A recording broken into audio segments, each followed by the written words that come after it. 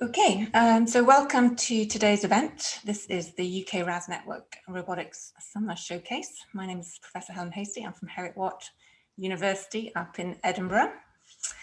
Today, along with my fellow Heriot-Watt colleagues, we will be talking about humans in the loop and human-robot teaming for remote inspection. So this is work done on the EPSRC ORCA Hub project, which is a large project of 5 universities. So we're going to be showcasing some work done on the human-robot interaction work package of ORCA Hub, and also some offshoot projects with our industry partners at TotalEnergies and Seabite.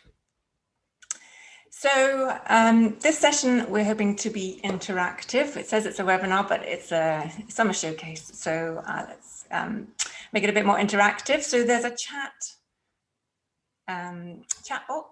box that you can add comments and questions as you go along. We'll try and address them as we go along. And there's also a Q&A where you can add questions, and we're also going to be able to interact with our personal assistant Miriam through the Q&A box as well.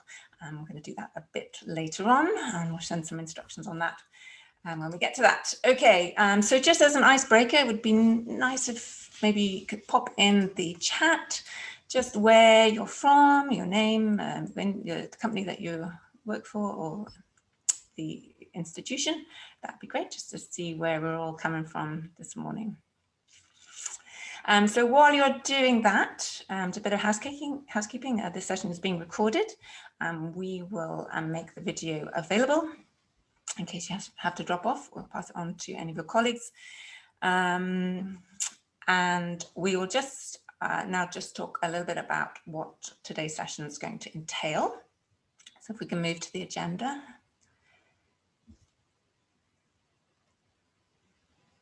That's great. Okay, so I'm going to give a little bit of an overview about why it's important to keep the human in the loop when it comes to autonomous systems. And then we'll talk a little bit about Miriam, and we'll hopefully going to have a live demo, and you'll be able to put suggestions to Miriam. And then we'll talk about Jarvis, which is an interface for ground robots, interfacing with TotalEnergies' digital twin. And then we'll talk a bit about social robotics with an emergency response scenario using a fur hat robot. And then we'll talk briefly about augmented reality for asset inspection. And then I'll give an update on the national robotarium that's being built at Heriot-Watt. And then I'm very pleased to say that we have Chris Kidd from TotalEnergies and Dr. Andrea Munafo from Seabite, who will be joining us for panel Q&A. Thank you very much, everybody. I can see that you're popping into the chat where you're from. So you have some industry and university academics as well. So welcome to the session. Please feel free to add any comments or questions as we go along. Okay, so just as an overview, if we can move on to the next slide. Thanks.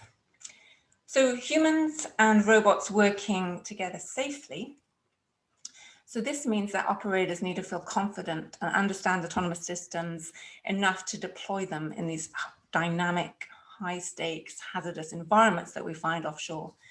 And part of that is being able to trust them appropriately. So we don't want to over-trust them. We don't want to deploy them where they're not being programmed to work, but we also don't want to under-trust them. So if a system is capable of doing a function, then we should have confidence enough to deploy it there.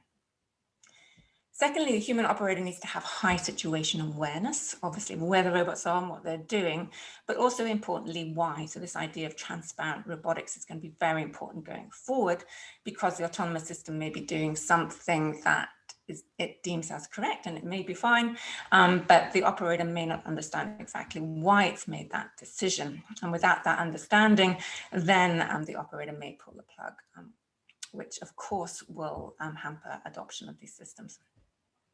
And then thirdly, humans and robots, if we're going to get them to work seamlessly in teams, the operator has to have a clear mental model of what the robot can and can't do. But as well as that, we need a shared understanding of the world and the environment, and also the task at hand, so that we can work collaboratively with the robots moving forward. So we've worked on a number of different techniques and systems to facilitate human-robot teaming. And the first one we are going to talk about is a system called Miriam. So if we could move forward. Great, thanks. So this was funding from DSTL a few years ago that we received to work with a CBite. And this was a personal interactive assistant for AUVs, so autonomous underwater vehicles. So it's a bit like an Alexa that you might have in your home, but this is obviously a serious application for the workplace and for autonomous systems out in the field. But the idea is that you can interact through speech or text, and you can get updates on the mission plan, the mission objectives, where the vehicle is, any warnings that might be happening. And importantly, as I mentioned previously, we can explain behaviors. And this is really important for underwater vehicles because obviously there's no line of sight, and therefore confidence may be slightly lower because the operators can't actually see what the robot is, what the underwater vehicle is doing. So before I play the video, just to tell you, we did do some evaluations of Miriam with real operators, both in simulation and with a real vehicle up in Fort William. And we have a couple of publications where we show that we have increased situation awareness using Miriam, and also that it can improve the user's mental model of the AUV. And this is important for operations, but also can be used for training of operators as well, so they can get a good idea of what the vehicle is doing and why. Okay, so we'll play a video and then we'll move to a live demo. So while you're watching the video, and Javier's going to give it a bit of an intro as well before we do the live demo, have a little think about some questions that you might want to ask Miriam. It might be a bit difficult because it might not be in your domain, but we'll give it a shot anyway. So in the Q&A, you can put in some questions of things that you can ask Miriam. So have a little think while we play this very, very short video.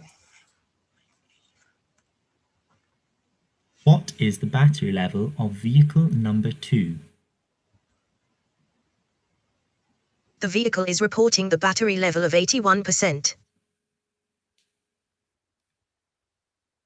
Why is vehicle 2 spiraling up? Vehicle 2 is doing a GPS fix, medium confidence.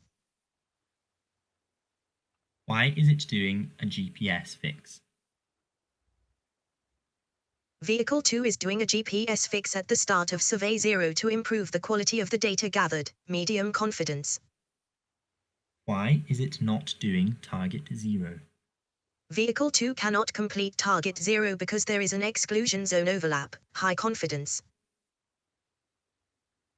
Great. Okay, so there you could see an explanation, but you could also see what we call a counterfactual explanation. So why is it not doing something? And these all help with transparency and building up an accurate mental model of the system. Okay, so now I'm going to pass to my colleague Javier, who is going to do a demo and explain a bit more about the interface that you're seeing there. Thank you very much. I will just share my screen.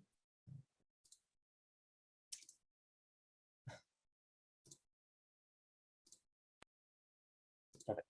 Are you able to see my screen? Yes. Okay. So here we have the Miriam interface. What we're seeing is a typical chat interface on the right-hand side, and also CBite C-Track on the left here. This is software to monitor underwater autonomous vehicles, and it gives you like a top-down overview of what's happening, along with the objectives in the mission. So, for example, what needs to be surveyed and what about, as well as some information about the vehicles that are currently moving around. So what I'm gonna do is I'm gonna play a simulation that we recorded some time ago. I'm gonna play it in a bit of speed, but Miriam is gonna be able to answer questions live about this mission as if it was happening currently. So let me just start the simulation. If you have any questions or anything, please let me know. And also there's a Q&A box somewhere where you can put things that you can ask the chatbot, and I will ask them for you and you'll see the answer here in a second. So let's just start the mission. So it will start up. So let me ask something. What is the mission plan? The mission has a total of 3 planned objectives, which include 1 survey area and 2 target reacquires. The vehicle is in transit to launch. The vehicle is in transit to survey 1. So as you can see, this video here on the left is advancing. There's this vehicle, which is this triangle here moving around, and it's going towards this area here to complete a survey of the seabed. So let's see what else we can ask. What is the battery level of the vehicle? The vehicle is reporting the battery level of 75%. So there are many things that we can ask. We can maybe, give me a mission summary, sorry. The mission has a total of 3 planned objectives, which include 1 survey area and 2 target reacquires. The current mission status is 7.58% completed. ETR is 1 hour 5 minutes. Launch was finished at 14 hours 40 minutes. So I'm just going to stop the mission here and allow you to maybe ask some questions to Miriam. We can ask about the battery level, or what the vehicles are doing. Maybe about the mission. We've got a question coming in. Can you ask how deep the vehicle is? Yeah. What is the depth of the vehicle? The vehicle is 14.08 meters below the surface level. Okay, thanks. One of them coming in about the speed. Can you ask about the speed? Yeah. What is the speed? The estimated velocity of the vehicle is 2.01 meters per second, (mpс). Speed is reported with resolution 0.025 mpс.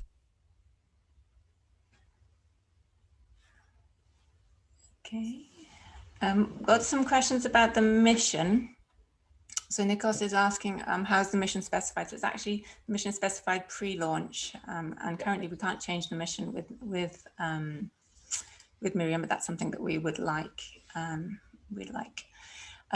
Robert Webb asked if we can have the date of the mission. The date of the mission. Well, this is it's recorded in simulation, so we're like emulating a live mission. Yeah. But we're going to talk about how we can probe data gathered from missions in a little bit. So thanks for your question, Robert. That's cool. Got a question about faults. Can we probe whether it's working okay, the vehicle? Does the vehicle have any faults? The vehicle has not reported any faults yet.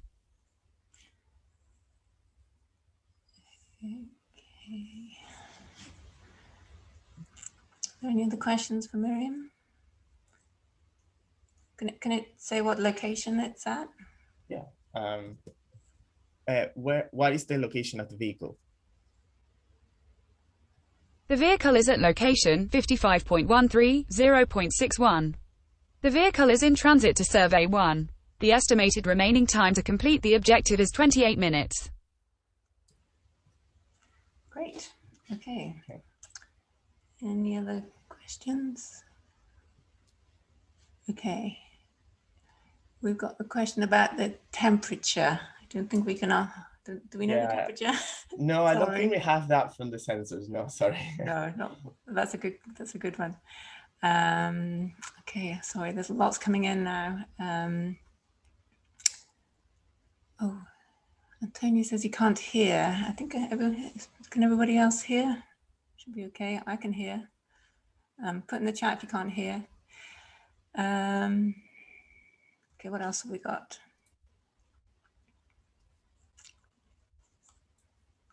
Okay, there's lots of other questions coming in. I'll try and address these as we go along, but are there any other questions what about estimating time remaining on the mission, something like that? ETR, do we have that now? Oh, yes. What is the ETR of the vehicle? Sorry, the mission. The ETA to the recovery point is 1 hour 5 minutes. Okay, so you can see the speech recognition is quite good. Even if you have corrections and restarts, what you're saying, you can do speech recognition, or you can type, or you can have voice out or just text out. It's all configurable depending on where you are and what's appropriate. So you can imagine you could have it on a phone or a tablet, on a rib, that type of thing. Okay, so I think for the interest of time, we will move on from Miriam. Thank you very much, Javier, for that. That's great. Stop sharing. Okay.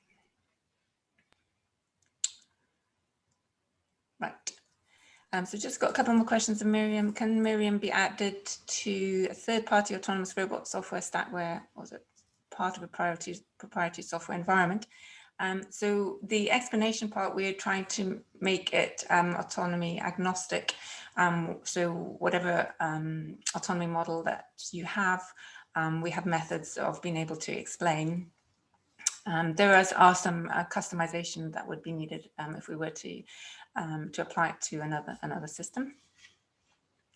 And then Robert is asking about Miriam understanding semantics and how these questions might be used for V&V of the mission. Okay, so it does understand the intent of the user through semantic parsing. And maybe we can have a follow-on discussion about how we could use that for V&V. Right. So the environment, Nikos again is asking about the simulation. So I'm now going to talk about the simulation environment. So that was a kind of a pre-recorded simulated mission that we rerun as a demonstration. But it was developed using a simulator, a realistic simulator that Seabike developed. But on ORCA, we wanted to also look if we could do a version of Miriam for ground and air robots. So we created a realistic simulation of an offshore platform. And this is the digital twin. And this is what I'm just going to show you now. So we're going to play this video. And I'll keep trying to answer all the questions. A novel simulated digital twin focused on facilitating the human-robot interaction. The ORCA Hub simulator is a ROS-enabled oil rig environment composed.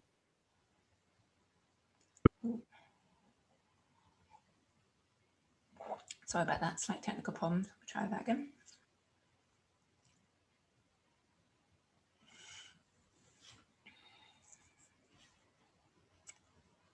We present a novel simulated digital twin focused on facilitating the human-robot interaction.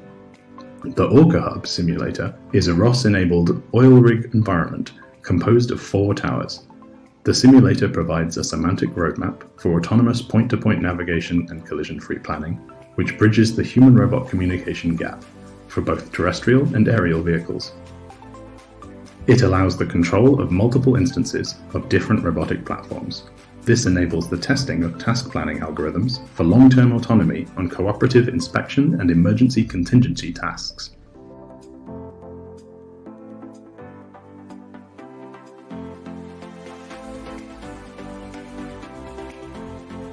It facilitates the human-guided supervision and control of robotic assets from remotely located control stations through an interface that uses natural language commands, such as inspect the fire on the top floor of the South Tower.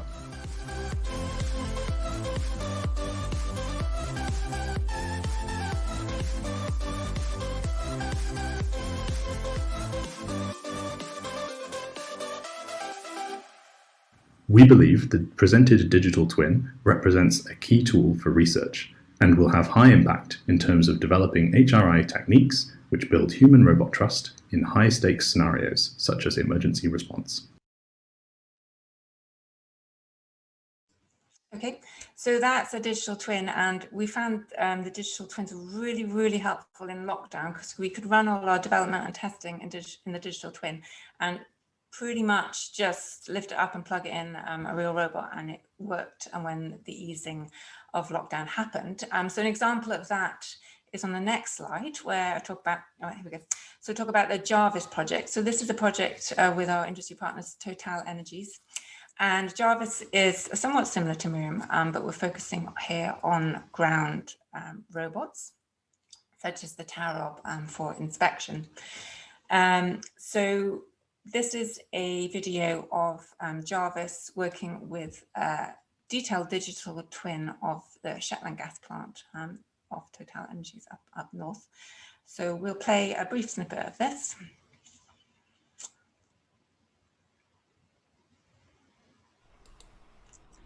Hey, good evening. I'm Jarvis. How can I help you? Show me available plans. I have the following plans available. Mission 15, Mission 22, Mission 23.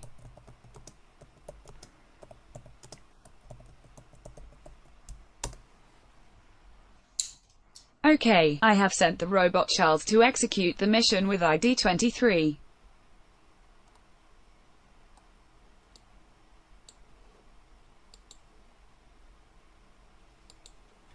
Tell me the battery level of the robot. Charles has 45% battery level.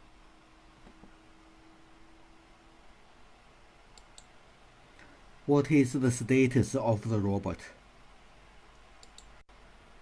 Charles is executing the mission at checkpoint 1.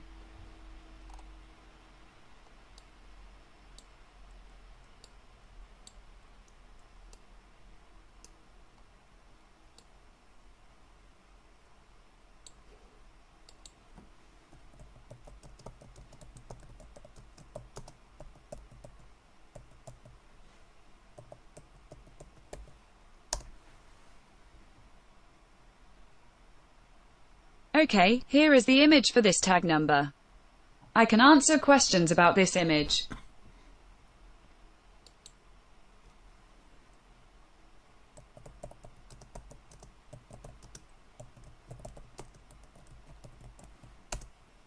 This analog age has a value of 38.23%. Okay, thanks. So that gives you an idea, and you can see that because we have better comms than the AUVs, that does open up opportunity for more functionality. Triggering missions and replanning missions is more straightforward, and also we can get live feed from the vehicle and can send back images that it's taking in inspection. And we've also, the work involved with Total Energies also involves looking at AI models that can, for example, detect corrosion or gauge readings and then interact about those through Jarvis and then potentially replanning to do further inspections at a later date. So that's the Jarvis in simulation. Then, as I said, when lockdown eased, we had some people, including Chris, who's going to talk to us later, up in on the gas plant itself, and we could pretty much just send off the tower robot because of all the work that we'd done in lockdown, the digital twins. While we were waiting for lockdown to ease, we did move on to doing Jarvis on a Husky at Heriot-Watt. So we can play a video of that, just a very short video.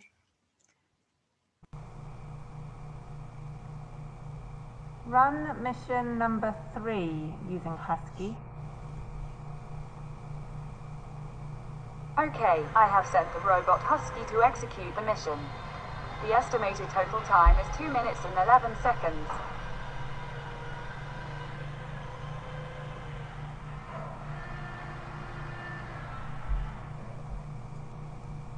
What's the battery level? Husky has 100% battery level.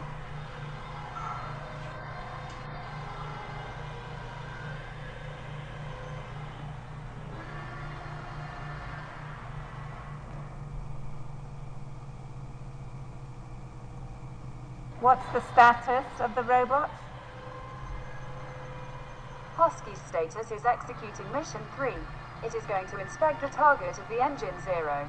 Here is the latest image from Husky.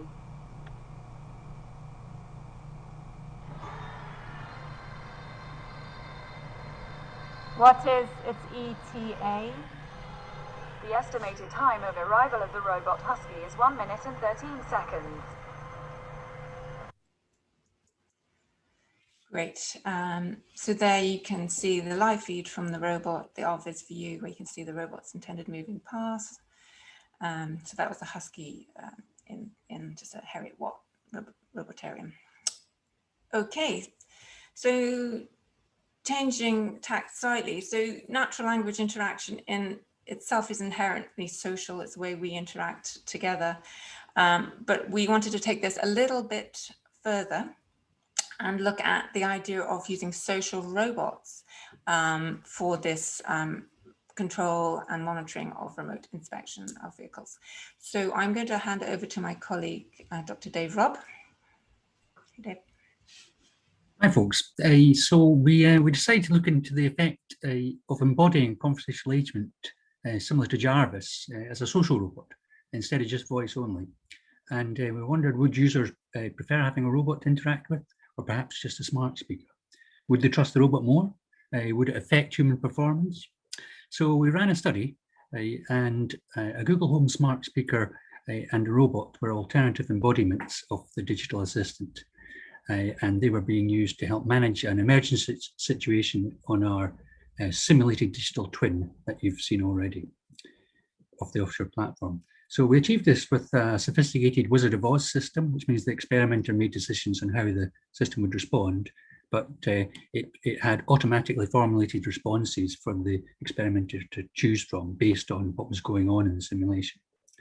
I'll play some, the participant viewed the simulation platform from above and had 4 point of view camera displays for the remote team of mobile robots. So the team was 2 fueled Huskies and 2 aerial drones in the simulation.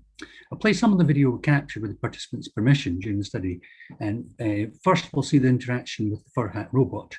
You'll see the fur hat exhibit what's called mutual gaze, where the participant and robot look at each other, and also shared gaze, where the participant and the robot look at what's going on the display. We'll join interaction soon after the robot has announced there's a fire on the platform and has asked the participant which remote robot they want to send to inspect the emergency. You hear the robot referring to different parts of the platform, such as North Tower Christmas trees. Some of you may know that Christmas tree is an assemblage of valves and pipes on an offshore platform. So here we go as the participant decides which robot to send to inspect the fire. I think they choose a drone, and we'll play this now. Quadcopter 1 is taking off. ETA to North Tower Christmas trees is 20 seconds. Quadcopter 1 current speed is 4.0 meters per second. How much time until evacuation? There is still 2 minutes and 35 seconds before evacuation. Quadcopter 1 is approaching North Tower Christmas trees. The robot is going to start the inspection. A fire in North Tower Christmas tree 2 has been reported by the robot. The fire is major. Which robot should we send to put out the fire? Which robots can put out fires? Which robots can put out fires? Let me check that for you. Husky 1 is available. Alright, send Husky 1 to put out fire. Okay. The robot is now heading to the emergency area. So that was the interaction with the robot, and now we'll see a little bit of the interaction with the smart speaker. Which robot should we send to put out the fire? Can a drone put out a fire? Let me check that for you. Quadcopter 2 is available. Great, send Quadcopter 2. So you can see there that Quadcopter 2 has arrived to West Tower Christmas trees. Activating fire suppression system. The fire has been resolved. So, sorry, you can see there that the participant managed with the remote team to put out the fire, and that gives you a taste of the kind of interaction we see being possible with a robot assistant, and also how we went about investigating whether people preferred robots or a smart speaker to manage a remote team of multiple robots while they're on shore and the team is offshore on a platform. Thanks. We can move on now. And so our findings in the study were there was a general preference for the robot. A minority preferred the smart speaker, but most preferred the robot. And more trust was expressed towards the robot in an emergency situation when they were given a chance to contrast the robot and the smart speaker. And we found higher task engagement and faster decisions were made in the robot condition. So that tells you a wee bit about our study between robots and smart speakers to act as an emergency assistant for offshore teams of robots. Moving on.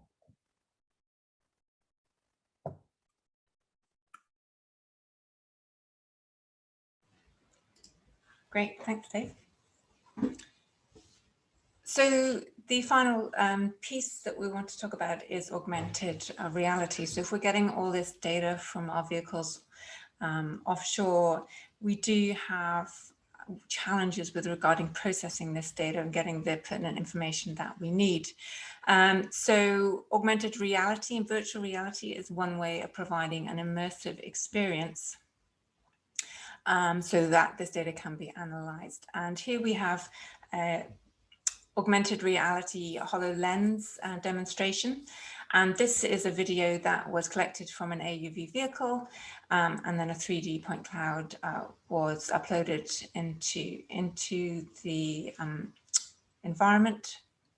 And it's quite hard, you'll watch the video, it's quite hard to kind of get the idea from the video, but essentially you can, we did this in Heriot-Watt on a long corridor, essentially you can walk along the pipeline and then you'll be able to see, in this case, the operator is making comments, for example, finding anodes that are corroded and then annotating them, and then we can have this uploaded into the digital twin or the database, and then these things can be actioned. So we'll play the video, just a short video. Hopefully you can get an idea of the environment.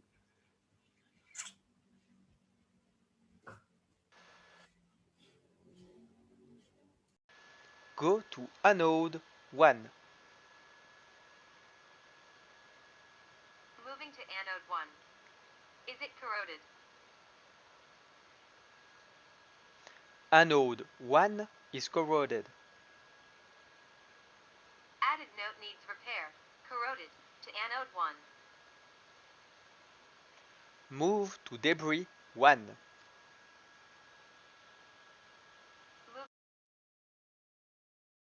Moving to debris 1. What is the degradation level? Debris 1 is fine. Added note, no further inspection. Fine, to debris 1. Okay, hopefully you could hear that. So what we did is basically created a personal assistant D is okay. inside the HoloLens so that you could ask questions, move around and add annotations. And then those annotations were automatically uploaded into the database. So next time they went online to see the same part of the panel, they would see the new labels. So that's a bit about augmented reality, and we're also doing work on virtual reality as well, but that's for future work. Okay, so we've got a few more questions coming in. I'll just address these before we move on. Okay, so Richard Smith says, how does the system understand context of commands with no "Hey Google" trigger? Does it always assume all speech is directed towards it? Okay, so the "Hey Google," Alexa, those systems need trigger words because they are open mic. And what we have here is somewhat similar to what you might have on your phone, where you click the little the microphone and then you speak, and then it detects when you finish speaking and then processes that command. Potentially in environments such as the virtual reality, augmented reality, we may need a trigger word, but at the moment it seems to be working quite well the way we're doing it. Thank you for the question. Very good. Okay. Were the paths planned in advance? This question from Nikos, in advance of the vehicles launching, or were they determined online? So all the demos so far are predetermined missions and paths, are waypoints. The path planning is done online mostly by the autonomous system, but the waypoints and the mission are predetermined. We would like to do some work on in-mission replanning, so we think that's important. Okay, so Smita has a question. How does the autonomous robot know about fire robots? So this is the social robot. Okay, so essentially this is one of the roles of the assistant. So the operator can ask what robots are available and ask what their functions are. So this is really important in human-robot teaming, where you have various different robots. You could have surface, you could have air, you could have underwater, you could have maritime surface robots, autonomous shipping, and all of these need to be able to work in sync with the human, and this would involve some interaction potentially about the various functions, if the operator, for example, may not be aware, or if some of the vehicles are already tied up with a subtask. So it's really good for understanding multiple vehicles, which is really where it came from, because when you have multiple vehicles, situation awareness can be quite low because there's very complex tasks, complex missions that could be going ahead. Okay, I'm just scanning to see any other questions. Great questions, thank you. Have you used haptic technology here? We haven't. My group specifically hasn't looked at haptic technology, but we are potentially in the future looking at manipulation of robots, and this could be done through AR, VR, either through gesture recognition or using haptic, for example, haptic gloves. And we do have some students at Heriot-Watt who are using haptic devices for remote surgery, so we do have some people working on that at Heriot-Watt. Yes, recording of the event will be available. Thank you for sharing that. Okay, great. So I'm just going to move on and finish the slide component, and then we can move to the panel. I want to give some time for our great panelists. So if we could just move forward, I just wanted to give an update on the National Roboterium, or talk a bit about future work first. So some things we want to continue doing is testing real vehicles in the wild. So we've got some funding to do that with Total Energies. So keep doing that hopefully until the end of the year.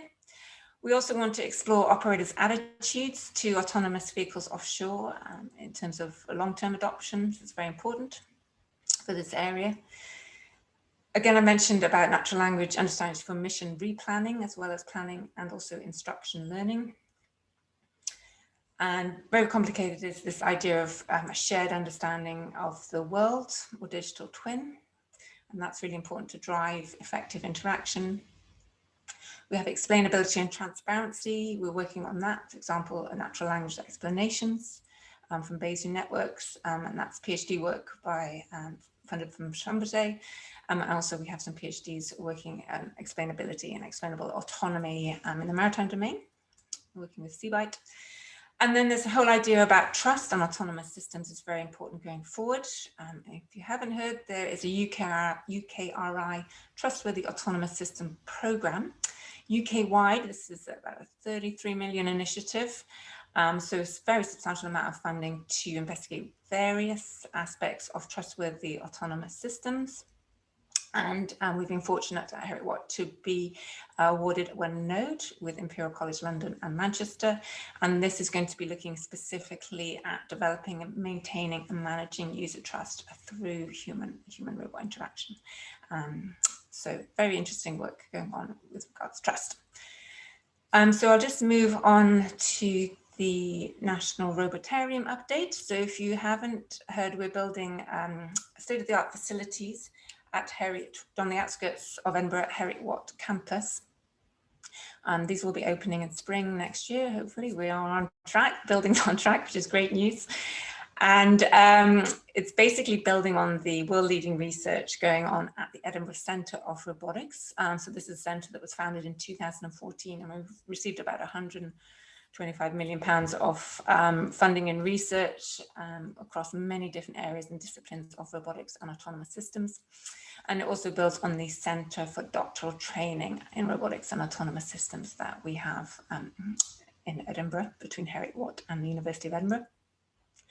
But the goal of the Robotarium, it's more than just buildings. The goal is really to try and catapult our research into the marketplace. So working very closely with industry to co-create solutions to challenges that they are having, and moving forward to really rapidly transfer robotics, autonomous systems, techniques, technologies, advancements from the laboratory to the market.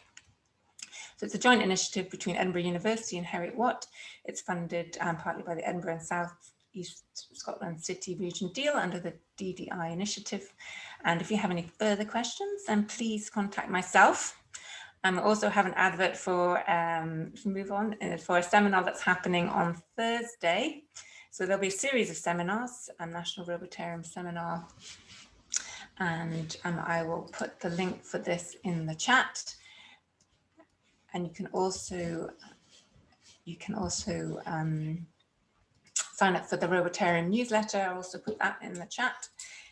This event on Thursday, we've nearly reached capacity, but if you sign up anyway, you will be given a link to the video. So please go ahead and sign up.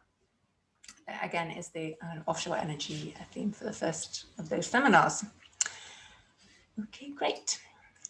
Right, so here's an acknowledgements. We didn't do this by ourselves. We have lots and lots of different collaborators, so thank you very much to them. And now we will move on to the panel. Timing seems to be working for us, so we'll have about 15 minutes for our panelists. So if we could spotlight them, that would be great.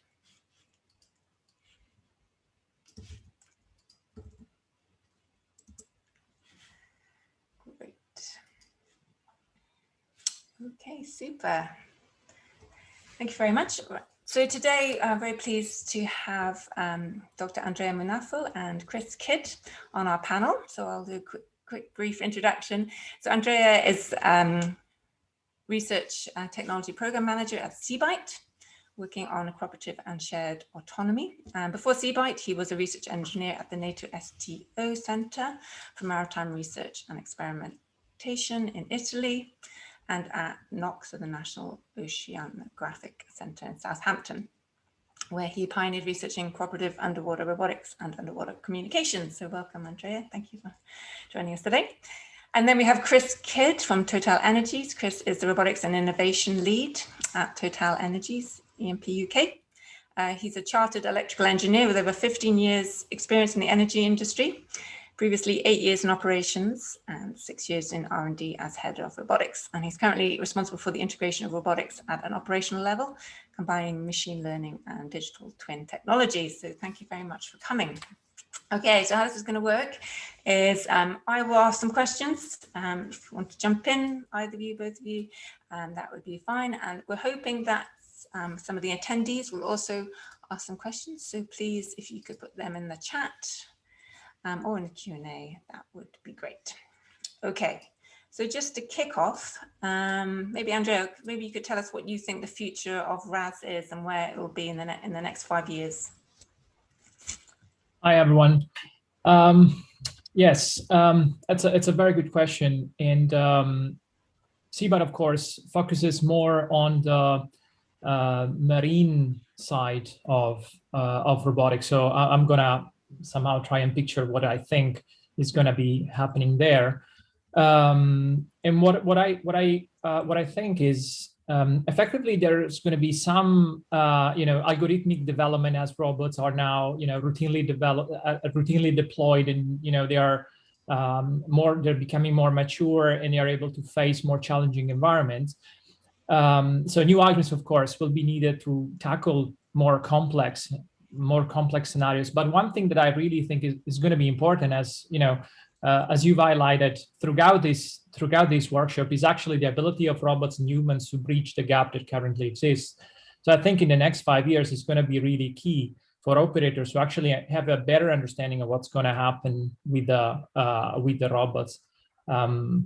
yeah, in underwater vehicles where communications is very limited, usually that means that operators only receives snippets of information. So this means, in turn, that these operators needs to be very specialized. They need to understand, to have very high level of understanding of what the robot, of the engine, autonomy of the robot, of what the engine of the robot is doing, and then to translate that into higher level information that can explain what the robot is actually performing. So hopefully in the future, in the next 5 years, I think, human-machine interaction will help us boost the technology further. Great, thanks, Andrea. Chris, where do you see robots in the next 5 years in your area? I'll be blunt, Helen. Hopefully providing more value than they're providing today. I would say, I've been in robotics now for 8 years within industry. There's a lot of R&D work going on. You see work going on at proof of concept and demonstrator level, and then it just seems to die. And that's where I see a real key improvement, and hopefully something that the National Robotarium is going to be able to bring. You mentioned it in the previous slide, it's one of the goals. That's where we need to get to, because proof of concepts and demonstrators are fine, but the industry doesn't get value from them. And I really see that people just get the demo done and it's like, right, let's move on to the next subject, let's move on to the next POC. Where's the continuation? That exploitation plan is missing in a lot of projects. And so I want to see real improvements in that in the next 5 years. Otherwise, I'm under pressure now from Total Energies management to say, okay, your POCs are great, but we're not seeing any value. And that is where the industry, that's where industry really needs the RAS community to get to in the next 5 years. Will we get there? I hope so. Industry are certainly here to help. We want to help, but we need to start seeing value. Autonomy is important, maybe not for all applications. I think we need to find the sweet spot of autonomy and use it where it's effective, but I don't think it's cost effective trying to strive for autonomous solutions for each and every application. Use it where it's needed. Okay, great. So hopefully with the National Robotarium, we can work closely with industry like yourselves and to say try and get through the valley of death and get our robots out there working properly. Okay, so as a follow-on question, so Chris, you mentioned not necessarily everything has to be autonomous, but if it is autonomous, so how important is it to keep kind of the human in the loop? Is it just okay to let them run with their missions autonomously? It's certainly not. It's certainly not allowed to let them just run free. HRI it's a must at the minute. It really is. You need to have the human in the loop because you can demonstrate autonomous functionality, but it needs to be reliable, it needs to be repeatable, and it needs to be safety assured. And until we reach that point, industry will not see value out of autonomy. And so the human must be in the loop until we reach that point. And it was really one of the reasons why I was so interested in Miriam. And I think it was 2018, I came to an ORCA demo day of various demos. And it was really the Miriam system that stood out for me because I saw this VQA as a way of increasing situational awareness for the human operators until we reach that time that we will get to a higher level of autonomy or a higher level of safe and reliable autonomy. For me, the Miriam now Jarvis at Total Energies, for me, that's that incremental stepping stone that is needed. And when we're going to reach safe autonomy, I really don't know. There are a few people working on safety assurance frameworks, certainly in the nuclear industry and subsea. But for me, until that point is reached, that we have reliable, safe autonomy, HRI is absolutely essential. Great, thanks. Andrea, do you have any comments on HRI? I agree with what Chris said. I mean, it's humans are in the loop, and they will most likely stay in the loop regardless of the autonomy levels. I think it would also be good to acknowledge the fact that probably the autonomy levels will probably, or increasing autonomy levels will mean that, for example, humans will still be somehow in the loop. And even though maybe with different responsibilities, at the moment, whenever we deploy a robot, usually a team that goes with the robot. And then maybe that's one of the reasons why, you know, from Chris' perspective, there's less value in deploying deploying these systems. That, you know, you have a team of very highly specialized engineers that they have to go and supervise the robot throughout the mission.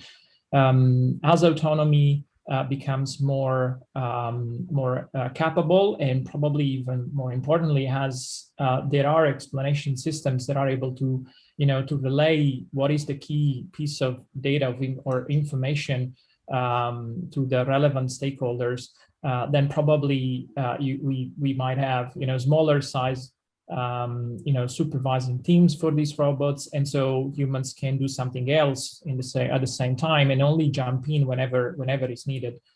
Yeah. Great. Okay. So maybe this might be a question for Chris about renewables goal, and so how autonomous systems can help, you know, towards our net zero future.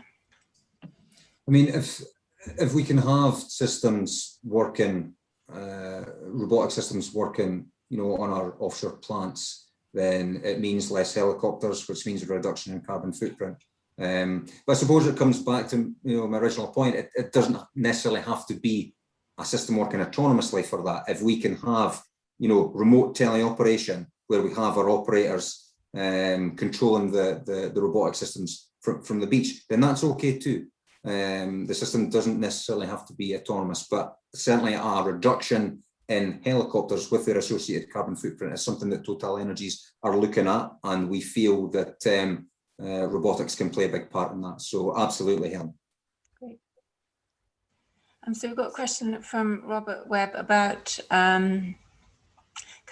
verification. So what regulations do we need in order to get autonomous systems verified? And his question is also, you know, the assistant, how do we know that the assistant, like systems such as Miriam, are actually talking, you know, not talking nonsense? So you can, Robert, you could tell in one of our demos that we did have confidence values associated with the explanation, so that's important. But maybe for Chris and Andrea, you know, what regulations do we need in order to get these autonomous systems up and running on platforms? For me, I think it's a great question. I don't have the answer. Industry needs to play a part here. We want to play a part here. I see the Jarvis and the VQA system as definitely being important towards V&V. Explainable AI is something that I'm very interested in. I think will play a big part. Because I really see an extension to what we're currently doing with Jarvis at Total Energies is not only asking for in-mission status of the robots and, you know, the status of the corrosion detection, the inspection results that have come back, but also being able to use Jarvis in the future for asking, why did you do that action? You know, you performed this, why have you done that? And I see that as a real benefit and way in which this particular technology could contribute to V&V, but we've certainly got a way to go there. Great, that's good. Andrea, do you have any comments in your area? I also don't have an answer on what sort of regulations we need. They're definitely important because there's need to be a clear accountability and responsibility whenever we deploy these systems and robots. Verification and validation of why specific actions are taken, as Chris was saying, are really important. Some of the concept we are exploring is revolve about, you know, the system providing possible alternatives with an operator having the final decision on what must be or should be you know, sent for execution to the robot. At the same time, having a set of alternatives is not necessarily enough for the operators, because they you know, it's important to understand why that specific action was suggested. so that informed decision can be made. And so if the system doesn't provide that information, then it's again back to the operator to understand the rationale behind that alternative being suggested. And that again increases the operator's cognitive overload, increasing the uncertainty in using these systems, and so on and so forth. So yeah, we're not there yet. I think we're moving in the right directions, and certainly in the future, I'm pretty confident that we will see more and more of these interactions happening in a smoother way. Great. Yeah, I agree that having an audit trail and having the system be transparent at any point in the proceedings is going to be really, really important moving forward.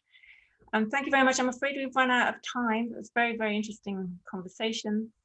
Thank you for it's been great collaborating with you over the last few years. And hopefully, we can see more of these types of collaborations going forward to the National Robotarium. So thank you very much, Andrea and Chris, for joining us on the panel today. And just to wrap up, thank you very much to all our attendees.